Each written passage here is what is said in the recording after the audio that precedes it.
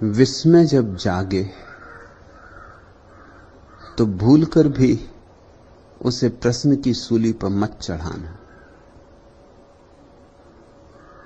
जब आश्चर्य विमुक्त हो मन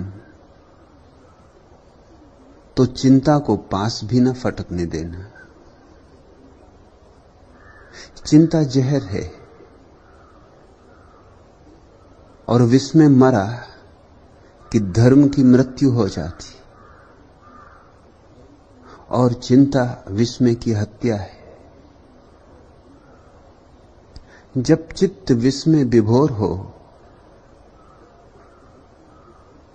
आंखें आंसुओं से भर जाएं, शरीर रोमांचित हो उठे, हृदय गदगद हो, नाचने का मन हो तो नाचना हजारों लाखों करोड़ों तारों के नीचे। प्रश्न बनाने की बजाय नाचना ज्यादा सार्थक है।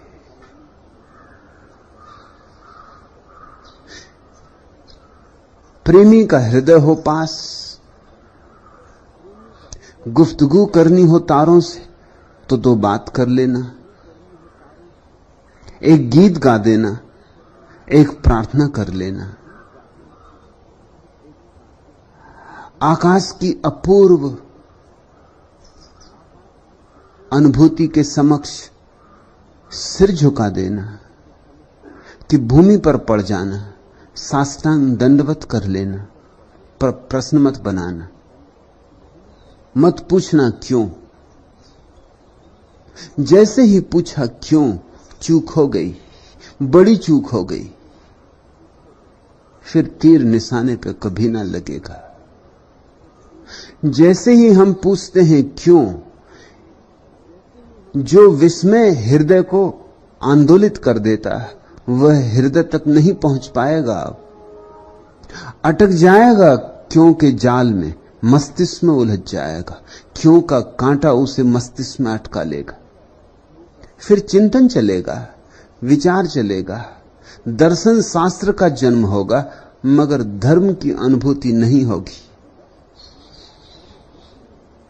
और अनुभूति से ही सत्य के द्वार खुलते। चिंतन विचार सत्य के द्वार खोलने में असमर्थ है।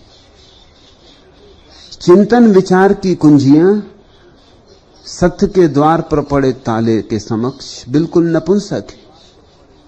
सोचोगे भी तो क्या सोचोगे? जिसे नहीं जानते हो उसे सोचोगे तो कैसे सोचोगे?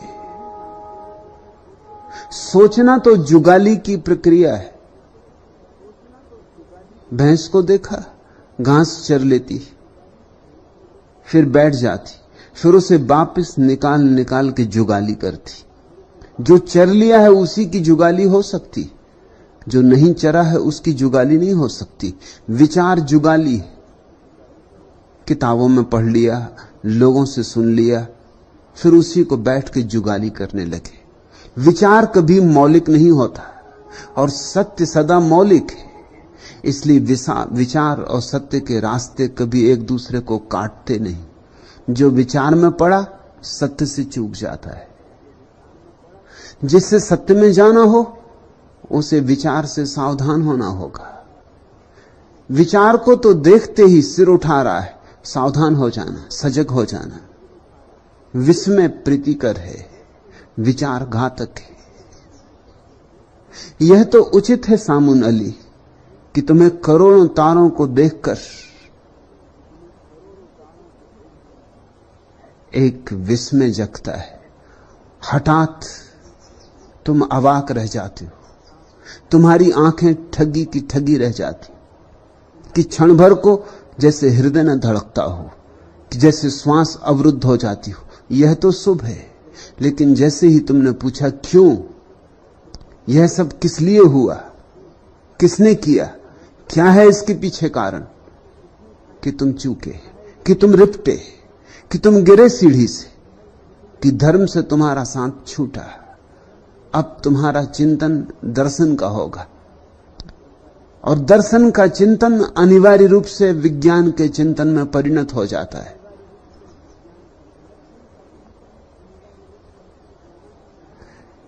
इसलिए जहां जहां दार्शनिक चिंतन ने जड़ें जमा ली, वहां वहां धर्म नष्ट हो गया, विज्ञान पैदा हुआ। पश्चिम में यही हुआ। लोगों ने पूछा क्यों, किस लिए, कारण क्या है, मूल कारण कहां है। कारण की खोज जल्दी ही विज्ञान बन जाती, और विज्ञान का अर्थ है थोथे में, छिछले में, उथले में जीवन व्यतीत होने लगता है। जीवन की गहराइयां प्रश्नों में बांधे नहीं बंधती, और जितना गहरा सागर हो उतना ही मुट्ठी में नहीं आता। करोड़ करोड़ तारे, इनसे बरसती हुई अमृत ज्योति। प्रश्न मत उठाओ, गीत गाओ, और गीत तुम गा सको तो तुम्हारे भीतर से, तुम्हारे ही अंतस से, बिना प्रश्न पूछे उत्तर का आविर्भाव हो जाएगा। और उत्तर भी ऐसा उत्तर नहीं कि जिसे तुम उत्तर कह सको, उत्तर भी ऐसा उत्तर कि जिसमें तुम गीले हो जाओगे, भीग जाओगे, जो तुम्हें रूपांतरित कर जाएगा, जो केवल बौद्धिकता नहीं होगा बल्कि तुम्हारी अंतरात्मा बनेगा। तुम पूछते हो क्या ब्रह्मांड में हम अकेले पृथ्वीवासी, जान के भी क्या होगा। अगर अनंत अनंत पृथ्वियों पर भी लोग हों तो क्या होगा। पड़ोसी से तो प्रेम नहीं हो पा रहा है। सामुन अली मुसलमान हिंदू को प्रेम नहीं कर पा रहा है, जैन मुसलमान को प्रेम नहीं कर पा रहा है, भारतीय चीनी को प्रेम नहीं कर पा रहा है, पड़ोसी से प्रेम नहीं हो पा रहा है। दूर तारों पर लोग बसे भी होंगे तो क्या करोगे। अभी पड़ोसी से तो संबंध नहीं जुड़े हमारे। अभी पति तो पत्नी से प्रेम नहीं कर पा रहा है, पत्नी तो पति से प्रेम नहीं कर पा रही। अभी तो प्रेम के नाम पर न मालूम कितने ढंग की राजनीतियां चल रही। अभी तो प्रेम के नाम पर एक दूसरे पर कब्जे की कोशिश की जा रही। अभी तो भाई भाई का दुश्मन है। अभी तो आदमी आदमी की हत्या के पीछे संलग्न है। अभी इस पृथ्वी से युद्ध अंत नहीं हुए, घृणा अंत नहीं हुई।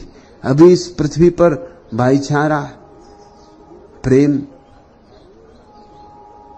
अभी मैत्री का सूरज यहां नहीं होगा। अगर होंगे भी दूर कहीं चांद तारों के पास, किन्हीं ग्रह उपग्रहों पर लोग, तो क्या करोगे। मान लो कि हैं फिर, या मान लो कि नहीं है।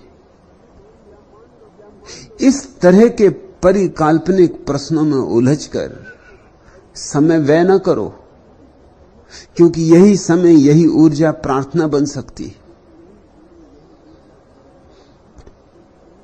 क्यों बना है अस्तित्व, इसका कभी कोई उत्तर नहीं दिया जा सकता, क्योंकि जो भी उत्तर दिए जाएंगे उन्हीं उत्तरों पर यह प्रश्न पुनः पूछा जा सकता है।